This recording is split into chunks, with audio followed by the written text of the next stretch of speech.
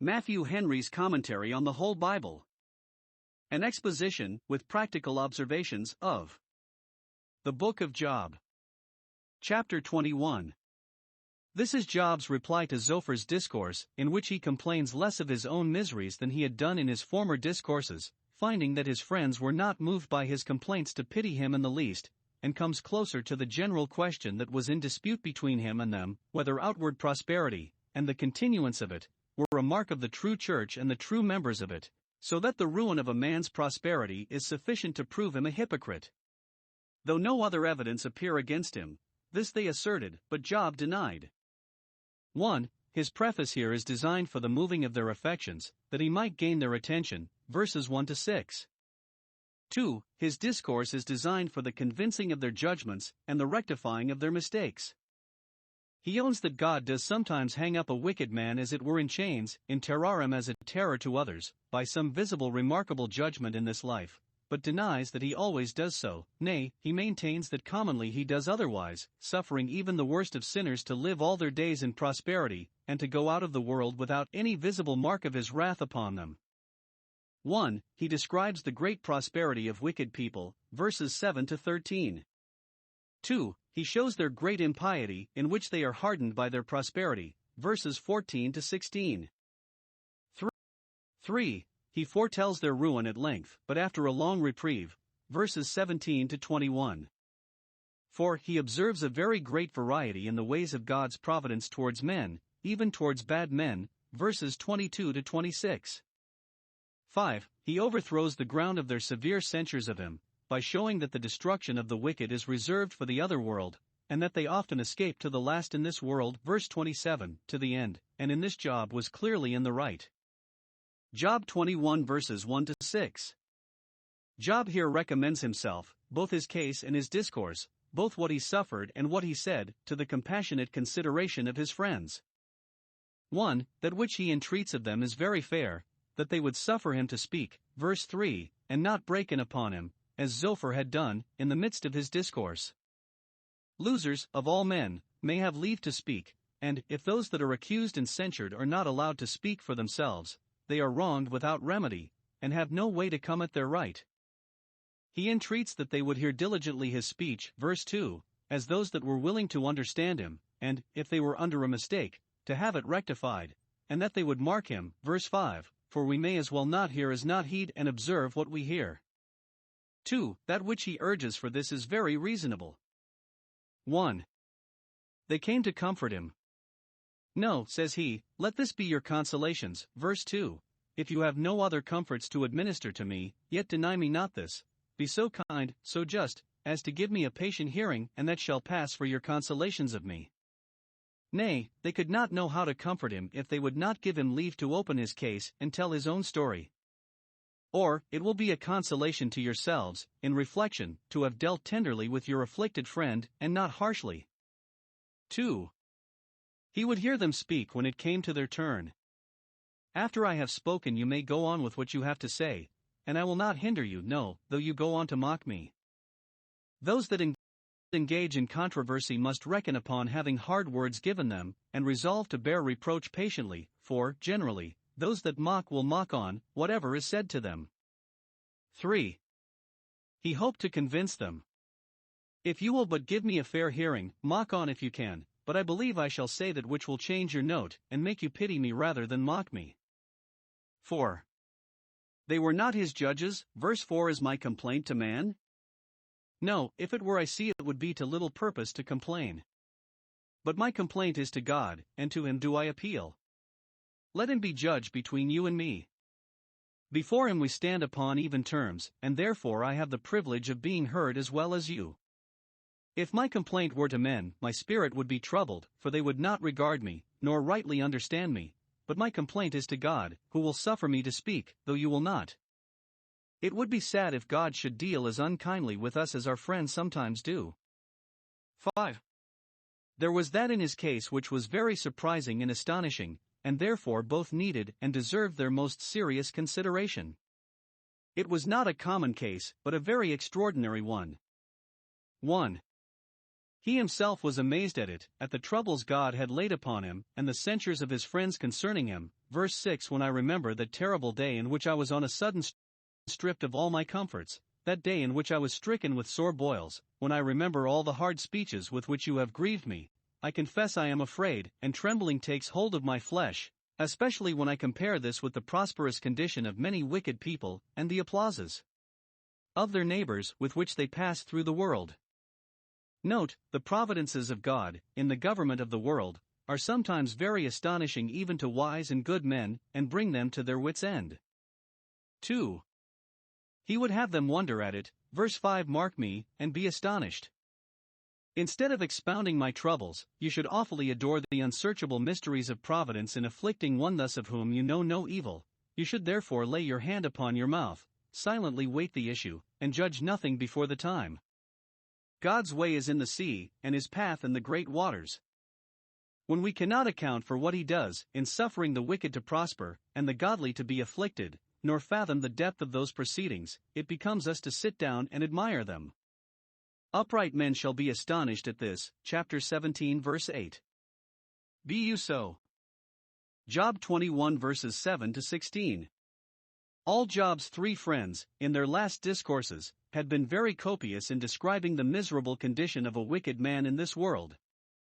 It is true, says Job, remarkable judgments are sometimes brought upon notorious sinners, but not always, for we have many instances of the great and long prosperity of those that are openly and avowedly wicked, though they are hardened in their wickedness by their prosperity, yet they are still suffered to prosper. 1. He here describes their prosperity in the height and breadth and length of it. If this be true, as you say, pray tell me wherefore do the wicked live? Verse 7. 1. The matter of fact is taken for granted, for we see instances of it every day. 1. They live, and are not suddenly cut off by the strokes of divine vengeance. Those yet speak who have set their mouths against the heavens. Those yet act who have stretched out their hands against God.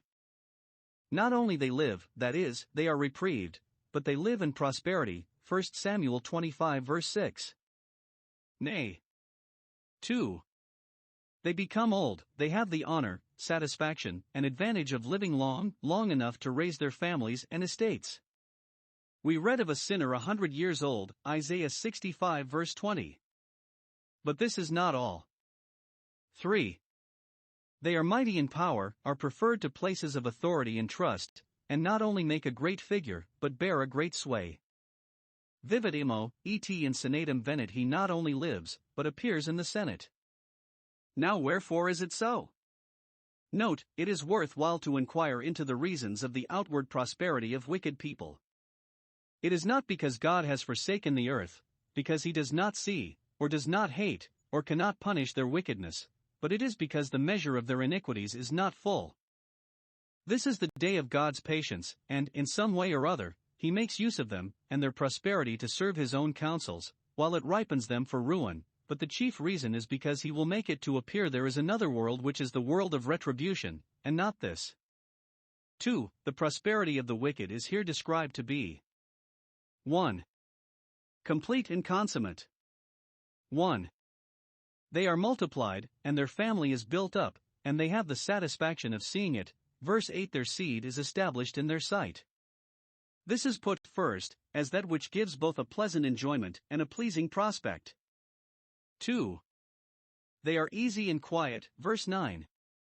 Whereas Zophar had spoken of their continual frights and terrors, Job says, their houses are safe both from danger and from the fear of it, verse 9, and so far are they from the killing wounds of God's sword or arrows that they do not feel the smart of so much as the rod of God upon them. 3. They are rich and thrive in their estates. Of this he gives only one instance, verse 10. Their cattle increase, and they meet with no disappointment in them, not so much as a cow casts her calf, and then their much must needs grow more. This is promised, Exodus 23 verse 26, Deuteronomy 7 verse 14. 4. They are merry and live a jovial life, verses 11 verse 12 They send forth their little ones abroad among their neighbors, like a flock, in great numbers, to sport themselves.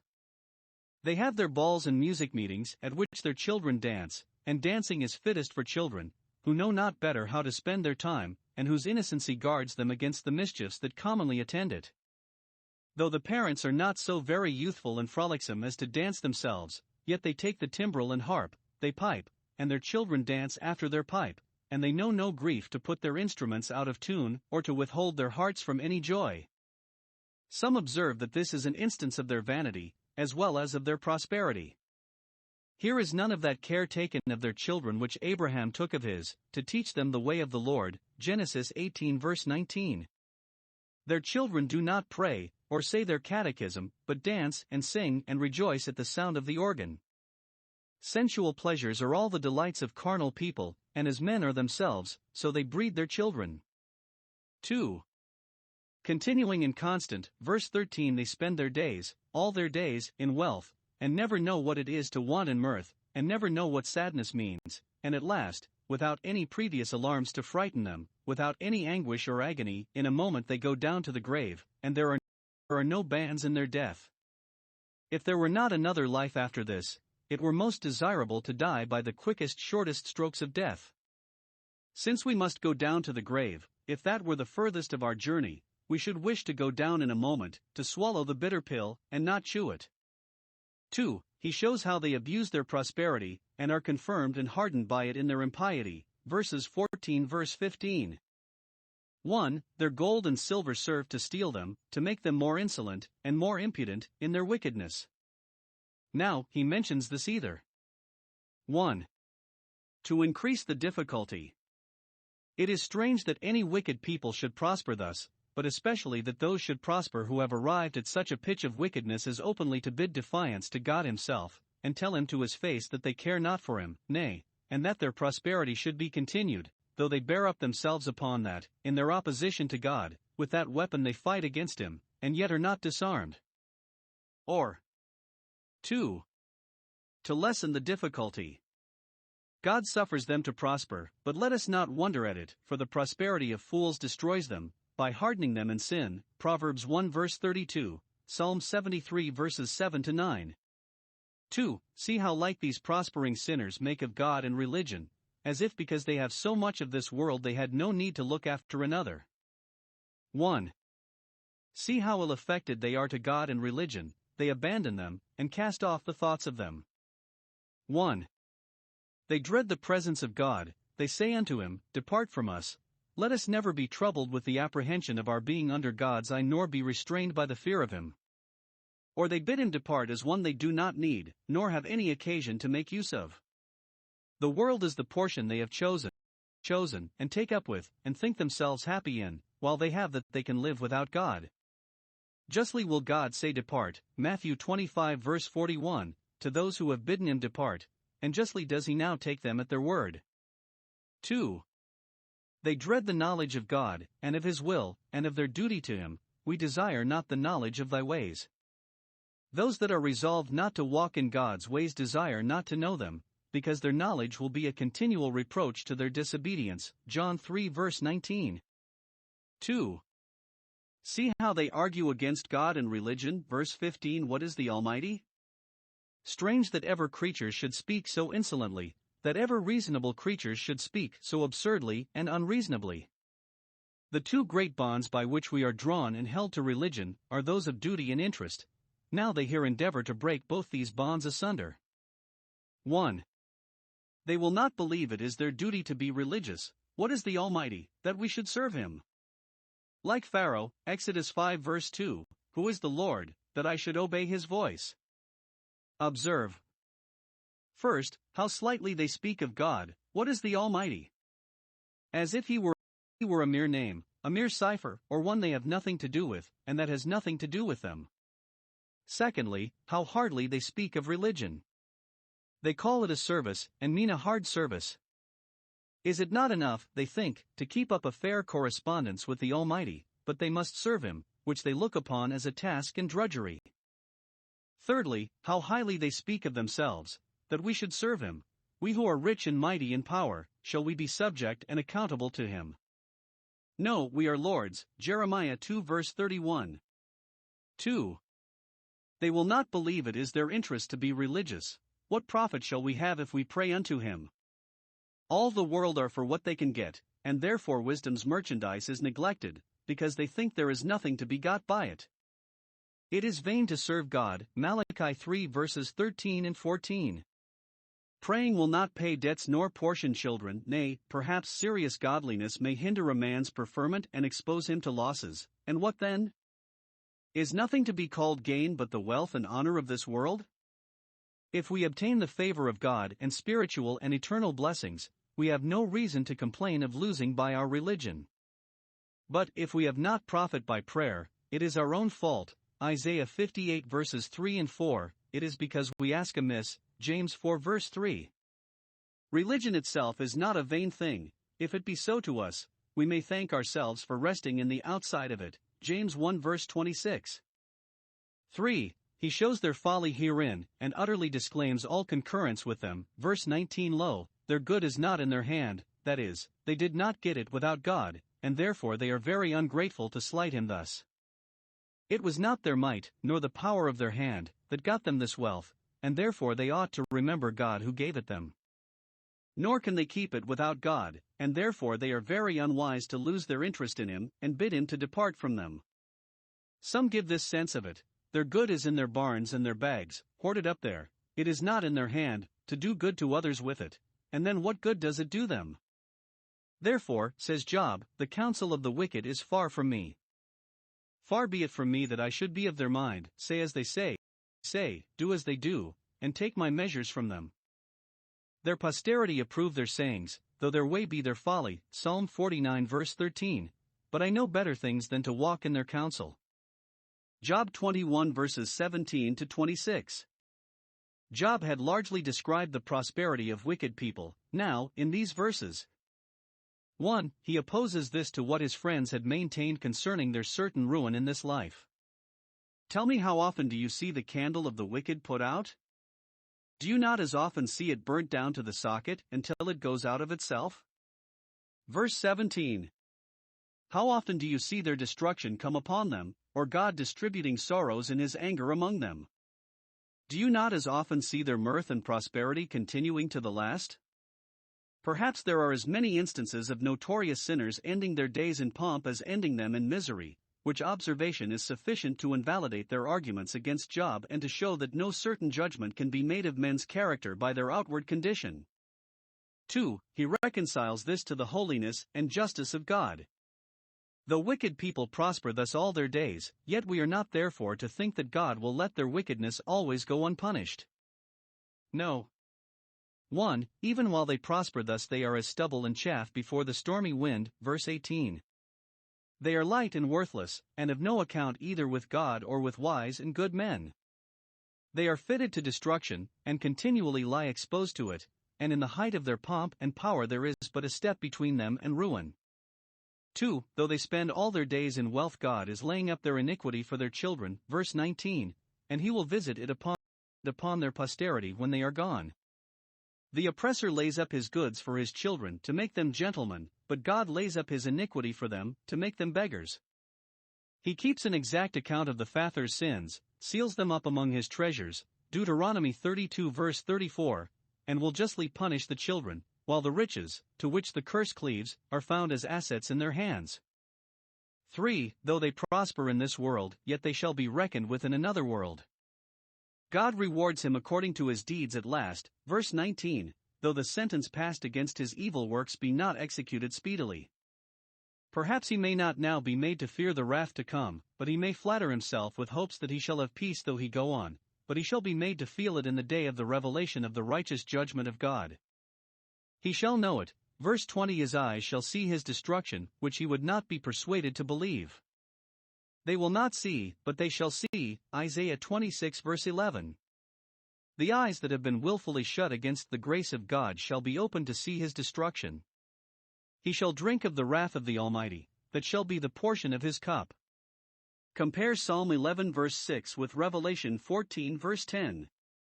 The misery of damned sinners is here set forth in a few words, but very terrible ones. They lie under the wrath of an almighty God, who, in their destruction, both shows his wrath, and makes known his power, and, if this will be his condition in the other world, what good will his prosperity in this world do him? What pleasure has he in his house after him? Verse 21. Our Savior has let us know how little pleasure the rich man in hell had in his house after him, when the remembrance of the good things he had received in his lifetime would not cool his tongue, but added much to his misery, as did also the sorrow he was in lest his 5 brethren, whom he left in his house after him, should follow him to that place of torment. Luke 16 verses 25 to 28. So little will the gain of the world profit him that has lost his soul. 3. He resolves this difference which providence makes between one wicked man and another into the wisdom and sovereignty of God. Verse 22. Shall any pretend to teach God knowledge? Dare we arraign God's proceedings, or blame his conduct? Shall we take upon us to tell God how he should govern the world, what sinner he should spare, and whom he should punish? He has both authority and ability to judge those that are high. Angels in heaven, princes and magistrates on earth, are accountable to God, and must receive their doom from him. He manages them, and makes what use he pleases of them. Shall he then be accountable to us, or receive advice from us? He is the judge of all the earth, and therefore no doubt he will do right. Genesis 18 verse 25, Romans 3 verse 6, and those proceedings of his providence which seem to contradict one another he can make, not only mutually to agree, but jointly to serve his own purposes. The little difference there is between one wicked man's dying so in pain and misery, when both will at last meet in hell, he illustrates by the little difference there is between one man's dying suddenly and another's dying slowly, when they will both meet shortly in the grave. So vast is the disproportion between time and eternity that, if hell be the lot of every sinner at last, it makes little difference if one goes singing thither and another sighing. C. 1. How various the circumstances of people's dying are. There is one way into the world, we say, but many out, yet, as some are born by quick and easy labor, others by that which is hard and lingering, so dying is to some much more terrible than to others, and, since the death of the body is the birth of the soul into another world, deathbed agonies may not unfitly be compared to childbed throes. Observe the difference. 1. One dies suddenly, in his full strength, not weakened by age or sickness, verse 23, being wholly at ease and quiet, under no apprehension at all of the approach of death, nor in any fear of it, but, on the contrary, because his breasts are full of milk and his bones moistened with marrow, verse 24, that is, he is healthful and vigorous, and of a good constitution, like a milch cow that is fat, and in good liking, he counts upon nothing but to live many years in mirth and pleasure. Thus fair does he bid for life, and yet he is cut off in a moment by the stroke of death. Note, it is a common thing for persons to be taken away by death when they are in their full strength, in the highest degree of health, when they least expect death, and think themselves best armed against it, and are ready not only to set death at a distance, but to set it at defiance. Let us therefore never be secure, for we have known many well and dead in the same week, the same day, the same hour, nay, perhaps, the same minute. Let us therefore be always ready. 2. Another dies slowly, and with a great deal of previous pain and misery, verse 25, in the betterness of his soul, such as poor Job was himself now in, and never eats with pleasure, has no appetite to his food nor any relish of it, through sickness or age or sorrow of mind. What great reason have those to be thankful that are in health and always eat with pleasure? And what little reason have those to complain who sometimes do not eat thus, when they hear of many that never do? 2. How undiscernible this difference is in the grave. As rich and poor, so healthful and unhealthful, meet there, verse 26, they shall lie down alike in the dust, and the worms shall cover them, and feed sweetly on them. Thus, if one wicked man die in a palace and another in a dungeon, they will meet in the congregation of the dead and damned, and the worm that dies not, and the fire that is not quenched, will be the same to them, which makes those differences inconsiderable and not worth perplexing ourselves about. Job 21 verses 27 to 34. In these verses, 1. Job opposes the opinion of his friends, which he saw they still adhered to, that the wicked are sure to fall into such visible and remarkable ruin as Job had now fallen into, and none but the wicked, upon which principle they condemned Job as a wicked man. I know your thoughts, says Job, verse 27. I know you will not agree with me, for your judgments are tinctured and biased by your piques and prejudices against me, and the devices which you wrongfully imagine against my comfort and honor. and how can such men be convinced? Job's friends were ready to say, in answer to his discourse concerning the prosperity of the wicked, "Where is the house of the prince?" Verse 28. Where is Job's house, or the house of his eldest son, in which his children were feasting? Inquire into the circumstances of Job's house and family, and then ask, where are the dwelling places of the wicked? And compare them together, and you will soon see that Job's house is in the same predicament with the houses of tyrants and oppressors, and may therefore conclude that doubtless he was such a one. 2. He lays down his own judgment to the contrary, and, for proof of it, appeals to the sentiments and observations of all mankind. So confident is he that he is in the right that he is willing to refer the cause to the next man that comes by. Verse 29. Have you not asked those that go by the way any indifferent person, any that will answer you? I say not, as Eliphaz, chapter 5 verse 1, to which of the saints, but to which of the children of men will you turn? Turn to which you will, and you will find them all of my mind, that the punishment of sinners is designed more for the other world than for this, according to the prophecy of Enoch, the seventh from Adam. Jude 14. Do you not know the tokens of this truth, which all that have made any observations upon the providences of God concerning mankind in this world can furnish you with? Now, 1. What is it that Job here asserts? 2 things. 1. That impenitent sinners will certainly be punished in the other world, and, usually, their punishment is put off until then. 2. That therefore we are not to think it strange if they prosper greatly in this world and fall under no visible token of God's wrath. Therefore they are spared now, because they are to be punished then, therefore the workers of iniquity flourish, that they may be destroyed forever. Psalm 92 verse 7. The sinner is here supposed 1.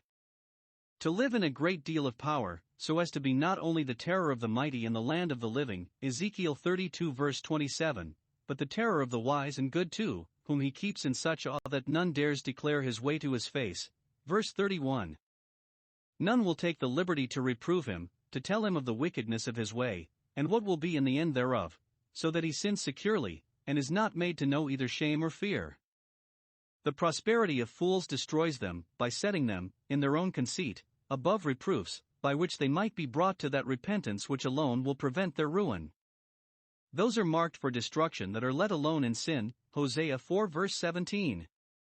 And if none dares declare his way to his face, much less dare any repay him what he has done, and make him refund what he has obtained by injustice. He is one of those great flies which break through the cobwebs of the law, that hold only the little ones. This emboldens sinners in their sinful ways that they can browbeat justice, and make it afraid to meddle with them. But there is a day coming when those shall be told of their faults who now would not bear to hear of them, those shall have their sins set in order before them, and their way declared to their face, to their everlasting confusion, who would not have it done here, to their conviction, and those who would not repay the wrongs they had done shall have them repaid to them. 2. To die and be buried in a great deal of pomp and magnificence. Verse 32-33. There is no remedy, he must die, that is the lot of all men, but everything you can think of shall be done to take off the reproach of death. First, he shall have a splendid funeral, a poor thing for any man to be proud of the prospect of, yet with some it passes for a mighty thing.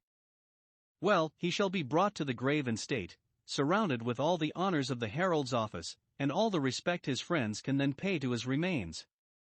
The rich man died, and was buried, but no mention is made of the poor man's burial. Luke 16 verse 22. Secondly, he shall have a stately monument erected over him. He shall remain in the tomb with a hic jacet here lies, over him, and a large encomium.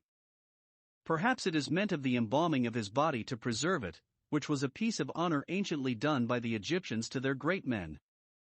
He shall watch in the tomb, so the word is, shall abide solitary and quiet there, as a watchman in his tower. Thirdly, the clods of the valley shall be sweet to him, there shall be as much done as can be with rich odors to take off the noisomeness of the grave, as by lamps to set aside the darkness of it, which perhaps was referred to in the foregoing phrase of watching in the tomb. But it is all a jest. What is the light, or what the perfume, to a man that is dead? Fourthly, it shall be alleged, for the lessening of the disgrace of death, that it is the common lot, he has only yielded to fate, and every man shall draw after him, as there are innumerable before him. Note, death is the way of all the earth. When we are to cross the darksome valley, we must consider 1. That there are innumerable before us. It is a tracked road, which may help to take off the terror of it. To die is ire ad plures to go to the great majority. 2. That every man shall draw after us. As there is a plain track before, so there is a long train behind. We are neither the first nor the last that pass through that dark entry. Every one must go in his own order, the order appointed of God. 2. From all this job infers the impertinency of their discourses, verse 34. 1. Their foundation is rotten, and they went upon a wrong hypothesis. In your answers there remains falsehood. What you have said stands not only unproved but disproved, and lies under such an imputation of falsehood as you cannot clear it from. 2. Their building was therefore weak and tottering. You comfort me in vain. All you have said gives me no relief. You tell me that I shall prosper again if I turn to God, but you go upon this presumption, that piety shall certainly be crowned with prosperity, which is false, and therefore how can your inference from it yield me any comfort? Note, where there is not truth there is little comfort to be expected.